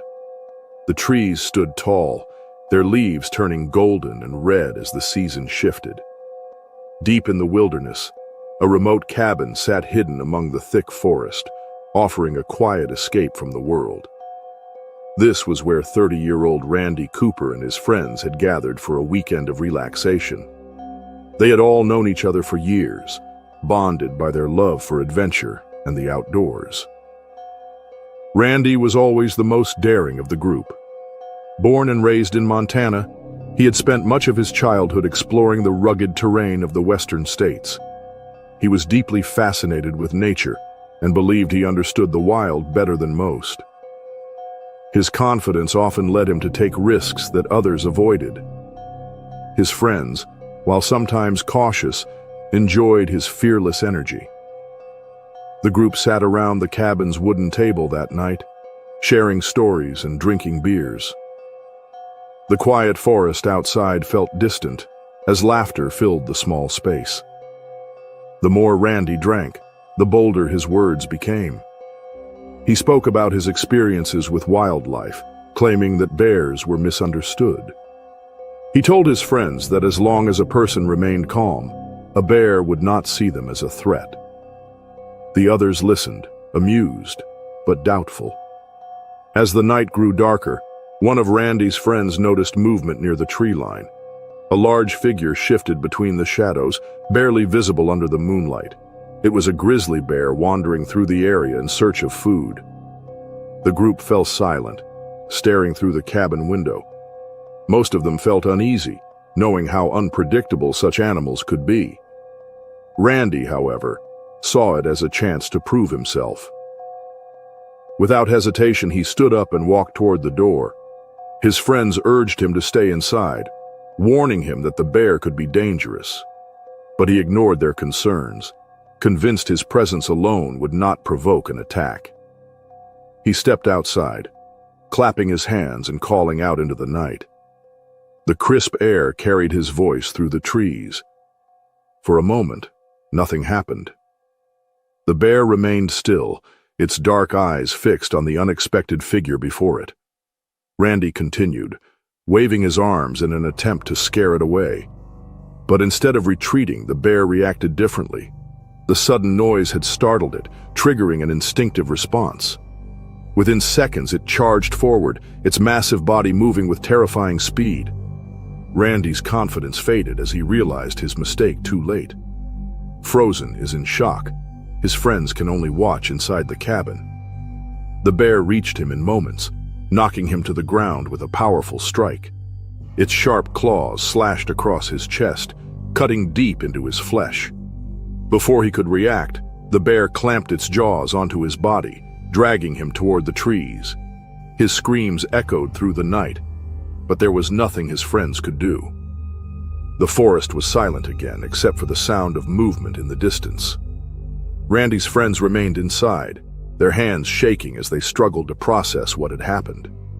The attack had been so quick that none of them had the chance to react. They knew there was no way to help him now. Fear held them in place as they listened to the fading sounds outside. The bear disappeared into the darkness, dragging Randy's body. The group waited, unsure of what to do next. Hours passed, but none of them dared step outside. Every small noise made them jump, and their minds were filled with the horrifying image of what had just unfolded. They stayed inside until morning's first light, hoping the bear had left the area. When the sun finally rose, they cautiously opened the door. The cold air hit their faces as they stepped outside, scanning the forest for any sign of their friend. The ground was disturbed, the dirt and grass torn apart from the struggle.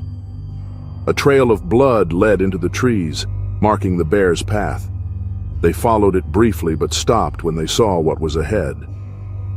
Randy's remains were scattered across the ground. The bear had partially consumed him, leaving behind what it did not finish. His torn clothing was mixed with the dirt, a painful reminder of the night before. None of them could bear to look any longer. They turned back toward the cabin, their stomachs twisting with fear and sorrow. One of them quickly contacted the authorities, reporting the attack.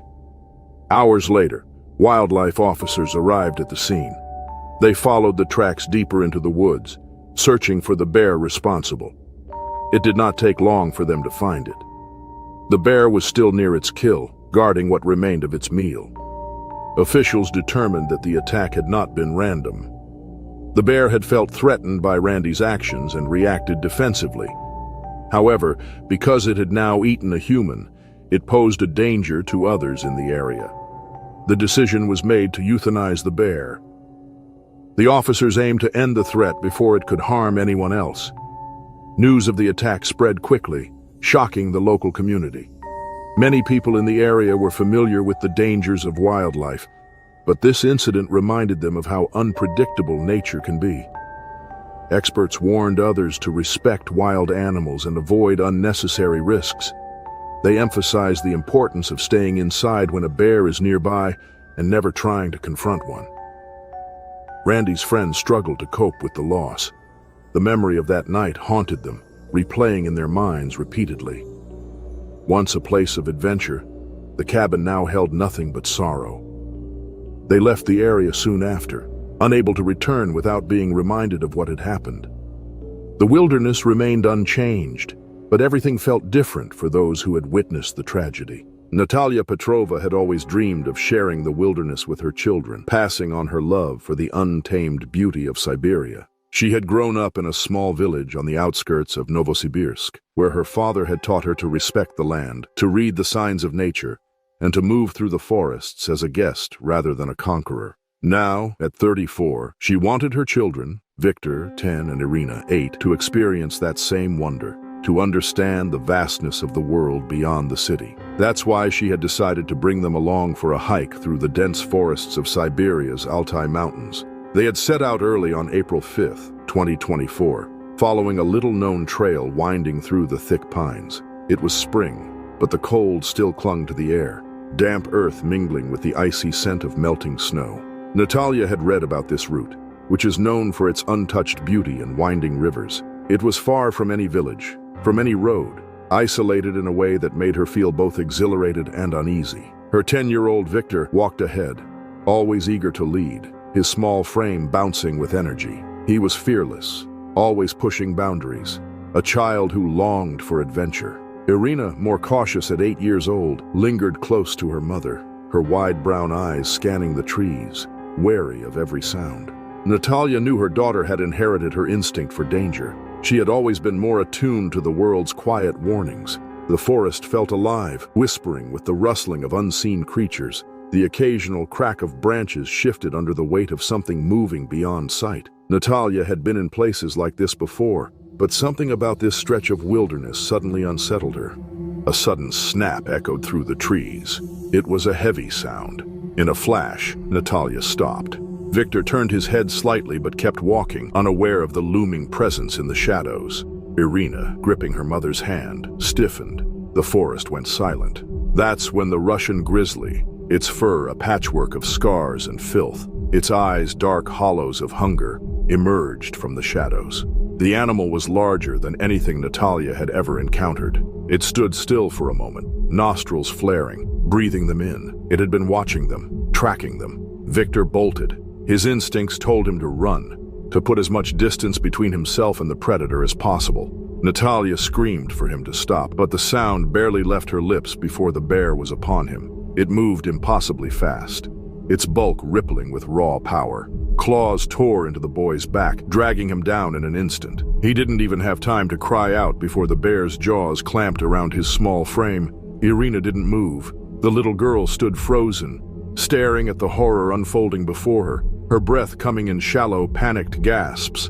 Natalia lunged forward, her hands reaching, her mind refusing to accept what was happening. The bear dropped Victor's body and swung its head toward Irina. Natalia barely had time to react before it lunged again. Natalia threw herself at her daughter, wrapping her arms around her, shielding her from the inevitable. The bear's weight crashed into them, sending them sprawling onto the cold earth. Sharp pain exploded through Natalia's ribs as claws raked across her back. The force of the blow sent Irina tumbling out of her grasp. Natalia twisted, ignoring the pain, her mind focused on one thing: her child. Irina lay sprawled in the dirt, wide-eyed, her tiny chest rising and falling in ragged, shallow breaths. Natalia crawled toward her, every movement in agony. The bear loomed over them, its breath hot, reeking of blood. Natalia reached out, desperate to pull Irina back, but the beast struck again. This time, its claws found the girl's small body. A strangled sound escaped Natalia's throat as her daughter screamed in pain. She lunged, grabbing the bear's fur, pulling, hitting, fighting with everything she had. It barely noticed her. It lifted Irina, dragging her as it had Victor. The child's limbs were limp. Natalia refused to let go. She clawed at the bear's face, striking its eyes, snout, and anything else that would make it stop. For a brief moment, the bear hesitated, shaking its head violently. Irina slipped from its grasp, her tiny body landing motionless in the dirt. Natalia flung herself over her daughter, shielding her again, daring the beast to take her instead. The bear, infuriated, roared and struck her with brutal force. The impact sent her flying, her body crashing against the rough bark of a tree. The world spun. Her head cracked against the trunk, Pain blurred into darkness. When she forced her eyes open, everything was still. The trees loomed above her, indifferent. The air was thick with the metallic scent of blood. She pushed herself up, overcoming a sudden wave of nausea. The ground swayed beneath her, but she ignored it. She had to reach them. She had to save them, but it was too late. Victor's small frame lay broken in the underbrush, his bright jacket now soaked in crimson. Irina's tiny form was still, unmoving. The light in her eyes faded. The bear was long gone, as if it only wanted to shatter Natalia's life and nothing more. Natalia staggered forward, collapsing beside them, her fingers brushing against their cold skin. She screamed. Birds took flight, startled by the wail of a mother's soul being torn apart. She didn't know how long she lay there. Time lost meaning. The world had been reduced to this moment, to this unbearable reality. She wanted to join her children wherever they were. When rescue teams found her hours later, she was still kneeling between her children, arms wrapped around them, her face blank, her body numb. They took her away, telling her it wasn't her fault, that there had been nothing she could do. But their words didn't mean anything to Natalia. They only enraged her. The bear was tracked down days later. It was killed, but Natalia didn't see its death as justice. Nothing could bring her children back, and it was only her fault. She had walked into the mountains with them, full of love, hope, and dreams of adventure. She had come back, her heart hollow, her soul forever lost in the cold expanse of Siberia. February 2025, 31-year-old German tourist Lucas Meyer arrived in Svalbard, an icy and remote region of Norway. He had always dreamed of exploring the Arctic wilderness, known for its breathtaking landscapes and extreme weather. Lucas was an experienced traveler who had never been to such a harsh environment. He was excited about the adventure and wanted to experience the beauty of the frozen land up close. Lucas was not alone on this trip. He was accompanied by two friends who shared his love for nature and adventure. They planned to camp near Longyearbyen, the largest settlement in Svalbard. Despite the freezing temperatures and the dangers of the wild, they were confident in their preparations. They carried warm clothing, camping gear, and a rifle for protection. However, they did not set up perimeter alarms, which could have alerted them to approaching animals. Before leaving for their trip, they were warned multiple times about the presence of polar bears in the area. Local authorities advised visitors to take extra precautions, as polar bears often wandered close to human settlements in search of food. The harsh Arctic winter had made food scarce, and hungry bears became more desperate. Lucas and his friends listened to the warnings, but believed they would be safe if they stayed alert. The group set up their tents on a flat, snowy plain. The sky was dark, with only the glow of the northern lights illuminating the landscape. The freezing wind howled around them, but they were well prepared with thick sleeping bags and insulated clothing. They spent the evening talking and enjoying the quiet of the Arctic night before finally settling into their tents. As the night progressed, the temperature dropped even further. The cold was intense, but the real danger was something else lurking in the shadows.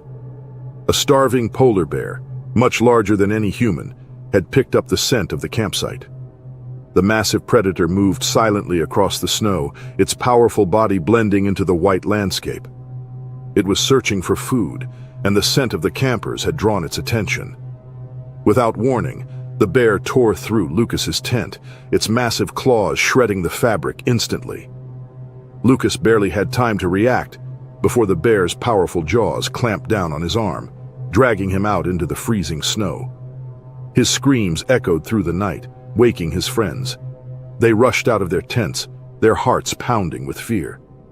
The two friends grabbed their rifles and fired warning shots into the air, hoping to scare the bear away. But the animal was too hungry and too determined. It continued to maul Lucas, its sharp teeth tearing through his clothing and into his body. Blood stained the white snow as the struggle continued.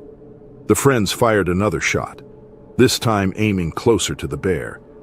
Finally, the massive animal released Lucas and ran into the darkness. The campsite fell silent, except for the harsh wind and the shallow breaths of Lucas's injured body lying in the snow. The freezing wind howled as Lucas's two friends rushed to his side. His body lay motionless in the snow, his clothing torn and stained with blood. Deep wounds covered his arms and chest, and his breathing was weak. They called his name, hoping for a response, but there was none. The polar bear had disappeared into the darkness, leaving only silence behind. Realizing the seriousness of the situation, his friends knew they had to act quickly. One ran to the tent to grab the emergency satellite phone, their only way to call for help in the remote Arctic wilderness. With shaking hands, he dialed for rescue while the other tried to stop the bleeding. The temperature was dangerously low, and time was running out. The rescue team in Longyearbyen received the distress call and immediately prepared to leave. A group of trained responders set out on snowmobiles, carrying medical supplies and weapons in case the bear returned. The journey was difficult due to the harsh weather, but they pushed forward, knowing every second mattered. By the time the rescue team arrived at the campsite, the sun had begun to rise over the icy landscape. The scene was grim. Lucas's body was still in the snow, partially covered by frost. His injuries had been too severe, and he had not survived the attack. His friends, shivering from the cold and shock, sat beside him, unable to process what had happened. The rescue team quickly assessed the situation. They confirmed that the bear was no longer nearby but warned it could return. Lucas's remains were carefully placed on a sled, and his two friends were given blankets and warm drinks before they all returned to safety. Once in town, the authorities launched an investigation. They spoke to Lucas's friends to understand what had led to the attack. Experts concluded that the lack of perimeter alarms had allowed the bear to enter the campsite unnoticed. The cold winter had made food scarce, and the starving bear had seen the campers as a source of survival. News of the attack spread quickly. Local officials reminded all visitors about the dangers of polar bears and the importance of taking proper precautions. Experts warned that climate change made polar bear encounters more frequent. The melting ice forced the animals to search for food in areas where humans camped. Authorities sent out a team of trackers to find the bear responsible. After several days of searching, they found the animal near the attack site. The bear was still roaming near human settlements, making it a serious threat. Following standard safety protocols, officials euthanized the bear to prevent future attacks. Lucas's family was informed of the tragedy, and arrangements were made to bring his body back to Germany. His loved ones mourned his loss, remembering him as a man who loved adventure and nature. His death served as a reminder of the unforgiving power of the wild. A group of 5 college friends seeking adventure in one of the most remote areas were exploring the vast wilderness of a national forest in the northern Rocky Mountains in northwest Wyoming. They had set out early that morning, eager to explore the pristine winter landscape. The air was sharp, and they were young and willing to have a good time wherever they went. Jason Miller led the way, as he always did, a mischievous grin plastered across his face.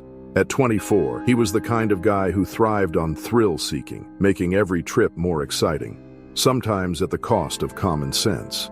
His friends, Nathan, Eric, Zach, and Matt, had known him long enough to expect the impulsive decisions, the dares, and the constant need to push boundaries. It was who he was, and despite the frustration it sometimes caused, they couldn't help but be drawn in by his energy. The hike had been peaceful until they stumbled upon fresh bear tracks, a series of deep, unmistakable impressions in the snow, each massive paw print leading off into the trees. The size alone was enough to make their stomachs tighten. The tracks could only belong to a grizzly. Even in the dead of winter, a hungry bear could be a threat. All of them were afraid. Well, almost all of them. As always, Jason was the exception. His eyes lit up when he saw the tracks, his usual recklessness kicking in. He laughed off his friend's concerns, claiming he just wanted a closer look. Just one good picture to prove he had been near something wild, something untamed. The others protested and warned him not to be stupid, but Jason thrived on moments like these. He ignored them, stepping off the trail, his boots sinking slightly into the snow as he followed the prints toward a dense thicket 30 feet away. His friends watched him go, uneasy but used to his antics, waiting for the moment he'd get bored and return. But before that moment came, the forest shifted. A shadow moved between the trees, and then, as if conjured from the snow itself, the grizzly appeared. To say it was huge would be an understatement. The bear's fur was thick, dark, and dusted with snowflakes that clung to its matted coat. Its head swung low, eyes locked on Jason, nostrils flaring as it sniffed the frozen air. Jason had enough sense to stop moving, his camera still raised. But the bear charged anyway. The speed was unreal, far faster than Jason, or any of them, had expected. It closed the distance in an instant. Jason's friends watched in horror, unsure what to do. Jason tried to run. He managed 2 stumbling steps before the bear sent him sprawling into the snow. The impact knocked the breath from his lungs, his camera flying from his grip, landing in a shattered heap a few feet away. Claws tore through his jacket, ripping into flesh, the force of the swipe rolling him onto his back. Blood splattered across the snow, a violent contrast to the white surroundings. He screamed as the bear descended upon him, its massive jaws clamping onto his shoulder, shaking him like a rag doll. The weight of the beast pressed him deeper into the snow. His friends were screaming. Eric and Zach grabbed whatever they could, branches, rocks, and hurled them toward the bear, their shouts desperate and frantic. Matt fumbled with the bear spray in his pack, his hands shaking so badly he could barely grip the canister. Nathan, the only one with a hunting knife, took a step forward but stopped, frozen in fear, knowing that nothing he had could stop something this powerful. The bear wasn't letting go. Jason's movements had become erratic, weak spasms of pain as the bear continued to maul him. It raked another set of claws across his abdomen, tearing fabric and skin alike, spilling red into the snow. His screams had turned to wet gasps, his breath coming in short, choking gulps. Matt finally got the bear spray uncapped and aimed, his fingers pressing hard, sending a burning mist toward the beast's face. The spray hit its mark, and for a moment the grizzly hesitated, shaking its head, its eyes watering from the chemical burn. It released Jason, lifting its bloodied muzzle, nostrils flaring, confused and irritated by the sudden stinging in its eyes. They thought they had saved him. Jason lay motionless, his chest rising and falling in weak, shallow breaths. His friends rushed forward, Matt dropping to his knees beside him, his gloved hands pressing against the deep wounds in a desperate attempt to slow the bleeding. It was over. The bear lifted its head, Jason's blood dripping from its muzzle, staring at the others for a long, tense moment before finally turning away. It lumbered back into the trees, disappearing as quickly as it had appeared, leaving only destruction in its wake. The silence that followed was deafening. Jason was hanging by a thread. Nathan alerted the authorities, but they knew Jason had no time to lose. A few minutes after Nathan made the call, Jason let out a struggling breath, and then it was over. He was gone. Matt's hands trembled as he pulled them away from Jason's body, his breath coming in ragged gasps. Nathan turned away, his stomach lurching, his knees buckling as he collapsed into the snow. No one spoke. There was nothing to say. They had seen death in movies, in stories. But nothing had prepared them for this. Nothing had prepared them for the reality of watching their friend torn apart before their eyes. The smell of blood thick in the air, the knowledge that they had been powerless to stop it. By the time the authorities arrived, Jason's body had already begun to freeze, his lifeless eyes staring blankly at the sky.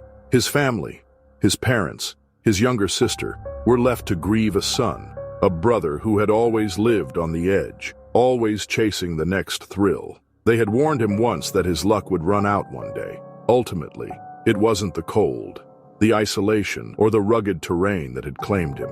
It was his desire for adventure, and the bear, a force of nature neither cruel nor merciful, had simply done what it had been born to do. In August 2023, Ben Harris set out on a solo fishing trip to Kodiak Island, Alaska.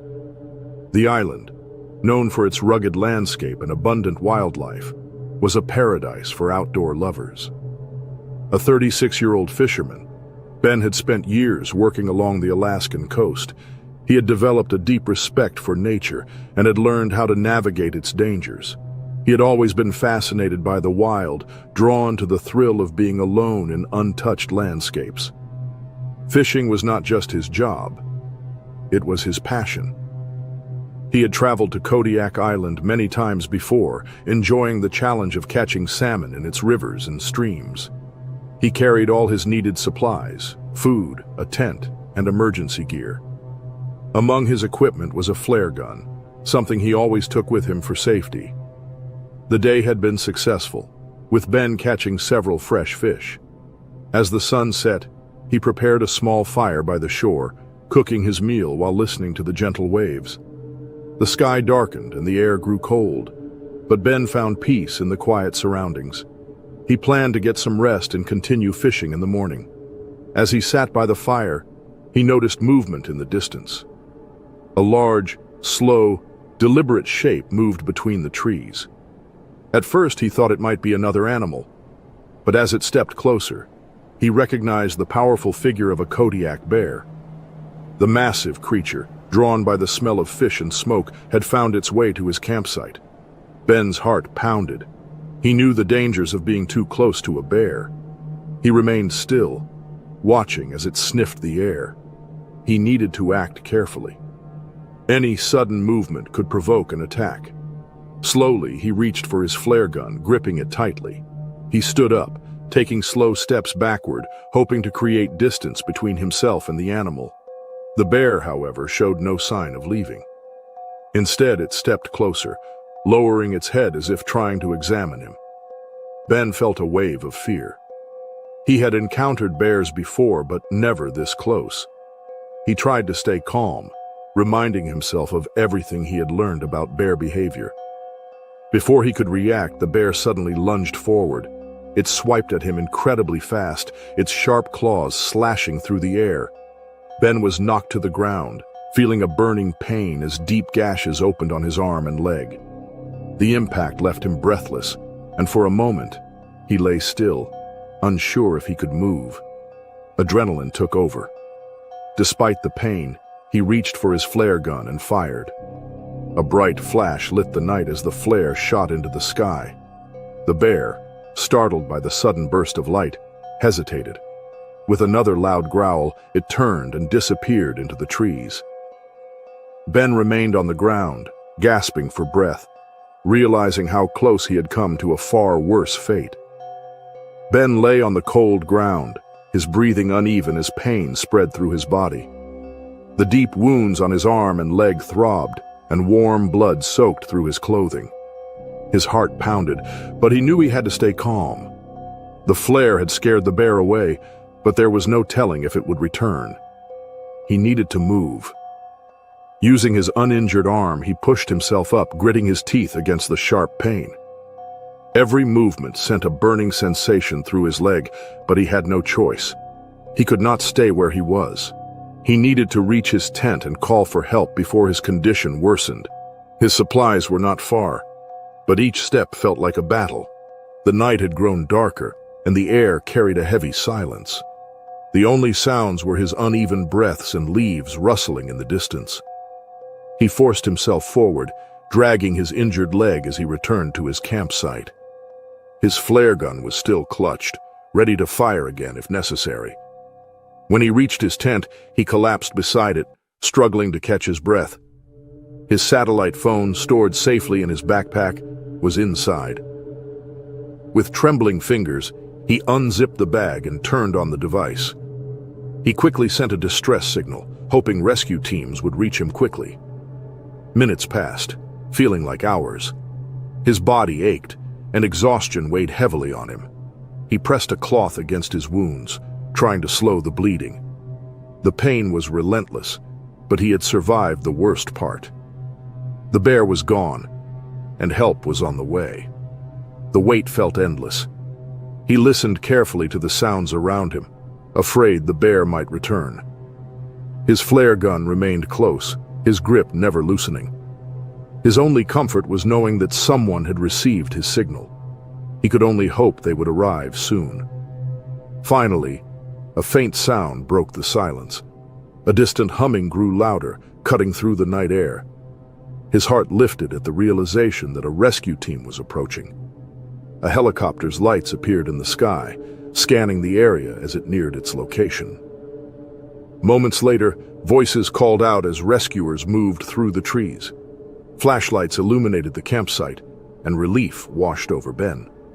They reached him quickly, assessed his injuries, and prepared to transport him to safety. The wounds on his arm and leg were severe but not life-threatening.